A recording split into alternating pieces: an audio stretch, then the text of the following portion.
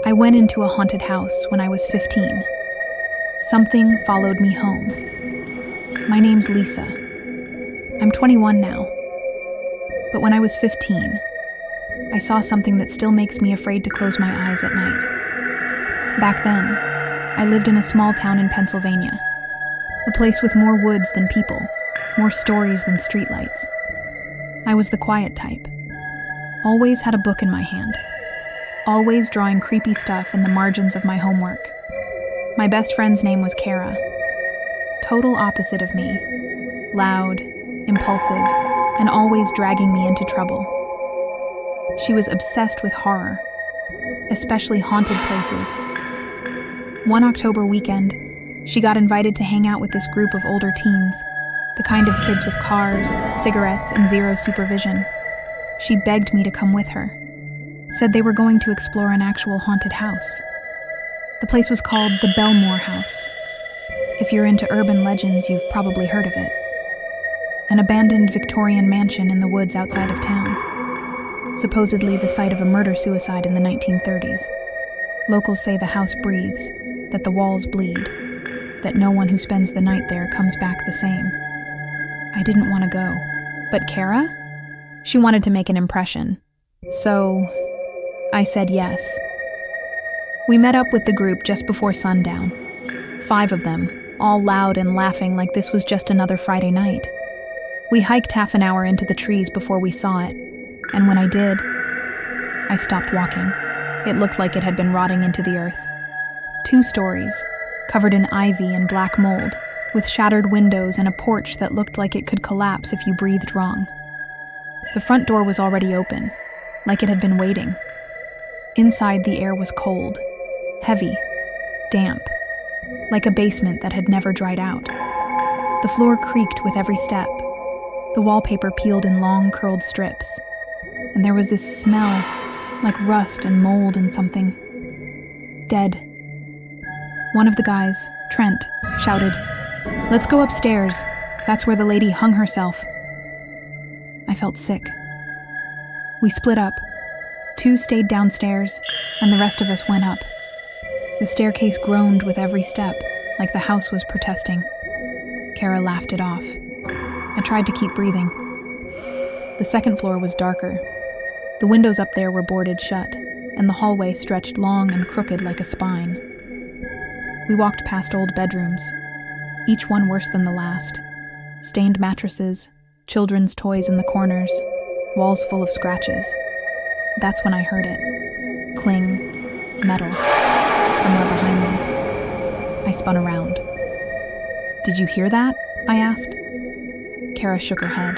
The others were already in the master bedroom, daring each other to go inside the closet. But I stayed in the hall, and then I heard it again. Cling, cling, cling. It was rhythmic. Closer now, like a chain dragging across the floor. I stepped toward the sound, slowly, quietly. It led me to a narrow room at the end of the hall. The door was cracked open, and inside, I saw a chair, facing the wall, with a rope tied to the beam above it, and something was hanging from the rope. Not a body. A doll. Its face was cracked porcelain. Its eyes were missing, and around its neck was a thin rusted chain, still swinging. Cling, cling, cling. That's when I felt a breath on the back of my neck. I turned around. Nothing. But when I turned back, the doll was gone. I screamed. The group ran over. I told them what happened. They didn't believe me. Of course they didn't. But Kara saw how pale I was, and that's when she said we should leave. The others groaned and cursed us out, but they agreed. We made our way back downstairs, across the collapsing porch. But as we crossed the threshold, I heard whispering. Faint. Behind me. My name. Lisa. I turned around, and for just a second, I saw her. At the top of the stairs. A woman in a white dress, her face twisted, blackened, and swinging by her neck. But her eyes were wide open. and they were looking at me. We ran. I never stepped foot in that house again. But a week later, strange things started happening in my bedroom. Things moved. Lights flickered. My closet door would open on its own every single night at 3:11 a.m., and sometimes I hear it. Cling, cling, cling. The end. The house on Dunmere Hill. My name is Lydia.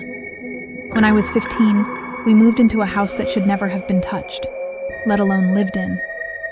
It was the first time I had to call someone stepdad. My mom had just married this guy named Gary.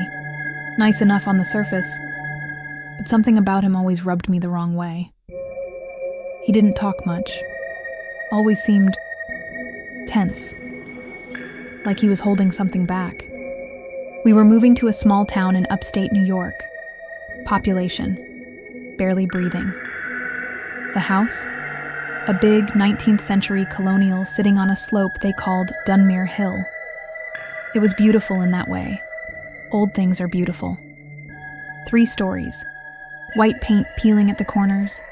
Black shutters hanging crooked like tired eyes.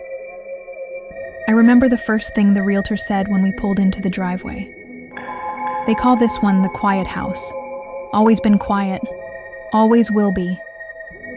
I didn't think much of it then. The first few days were uneventful. Boxes, dust, and Mom trying to make it feel like home by burning cinnamon candles everywhere. I was given the room on the 2nd floor, 3rd door on the left. It had a huge window overlooking the backyard, and a closet that wouldn't shut all the way. Even after we got it fixed twice, it still creaked open at night, just an inch or two, like it was breathing. The first night I heard the whisper, I thought it was my mom talking in her sleep. Lydia. It was soft, like a sigh, like wind against your ear. I got up, opened my door. Everything was quiet. Then a thump came from downstairs. I froze. Another thump, then dragging. Like something heavy was being pulled across the floor. The next morning, Gary said it was the old pipes. Mom looked pale, like she hadn't slept either. We dropped it, but I knew what I heard. Things got worse. It started with the pictures. Every photo we put up on the walls fell within hours. Sometimes frames cracked, sometimes the glass was gone, but the photo stayed in place, nailed to the wall by nothing. One afternoon, I came home from school, and all the pictures had been flipped backward, faces hidden. Gary blamed the wind. The windows were closed. Then there was the figure. I first saw it in the reflection of the hallway mirror. I was brushing my hair, late, close to midnight, when I saw something behind me. Not right behind me, but deep, inside the mirror. It was shaped like a woman, but too tall. Her hair was hanging straight down over her face. Her hands dragged along the frame, and she was mouthing something, over and over. But there was no sound. I ran. I told Mom. She didn't believe me. She said maybe I was stressed about the move, that I should take some melatonin and think positive thoughts. Gary didn't say a word, just sipped his beer and stared at me like I was making things up for attention. 2 nights later, I woke up gasping, not from a dream, from cold. Freezing air rolled in from the window, except the window was closed. I turned over and saw her, sitting at the foot of my bed. Same woman, same hair, except this time, I could see her face, or what was left of it. Her eyes were scooped out, black holes filled with dripping rot. Her mouth hung open like it had been broken at the hinges. She was grinning. I screamed. By the time Mom got there, the room was empty. The only sign she'd been there was a handprint on the bedsheet, dark, wet, and still cold to the touch. That morning, I begged Mom to move, but she looked different, detached, like she hadn't slept in weeks, like she was in a trance. Then she said something I still don't understand. We need to give her time to adjust. I asked who. She didn't answer. I started staying up at night watching. One night, I caught Gary in the basement. He was standing in the middle of the floor, staring at the wall, muttering something under his breath. There were symbols drawn in chalk around him, and something else. A name, carved into the stone in big, angry letters. Agnes. I looked it up the next day. Agnes Dunmere, the original owner. She poisoned her children in the house in 1892. Said they were tainted. She was found dead a week later, hanging in the attic, eyes removed. The case was sealed, the house abandoned. Until us. That night was the last night. I woke up to the sound of the closet creaking open. This time it didn't stop at an inch. It opened all the way. And from inside, I saw her crawl out. Not walk, crawl. Her bones cracked with every movement. Her skin peeled away with every drag across the floor. And her voice. Lydia, you're mine now. I ran. Didn't pack, didn't look back. I ran into the woods behind the house and did not stop until I hit the neighbor aunt's porch. I called the cops from there. They found Mom unconscious in the kitchen, face pale, lips blue, a smile stretched too wide across her face. Gary was gone. But in the basement, they found the word Agnes carved over and over into the walls. And one last thing. A message written in blood across the mirror. I have her now. The end. I drove for Uber at night, until this ride made me delete the app. I'm 22 years old, live just outside Chicago.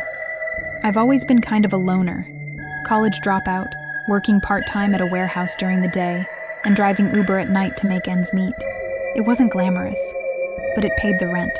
I usually stuck to safe neighborhoods. Did mostly short runs, bar pickups, food deliveries, airport drops. But I'll never forget the night that made me delete the app for good. It was a Thursday, just after midnight. I'd already done 6 rides and was about to call it a night when I got a ping from a place called Marrow Hill. Now, if you know the area, Marrow Hill is weird, barely lit, wooded, no businesses, just long roads and houses that look abandoned even when people live in them. The pickup note said, "At the end of Deer Hollow Road, don't cancel, please."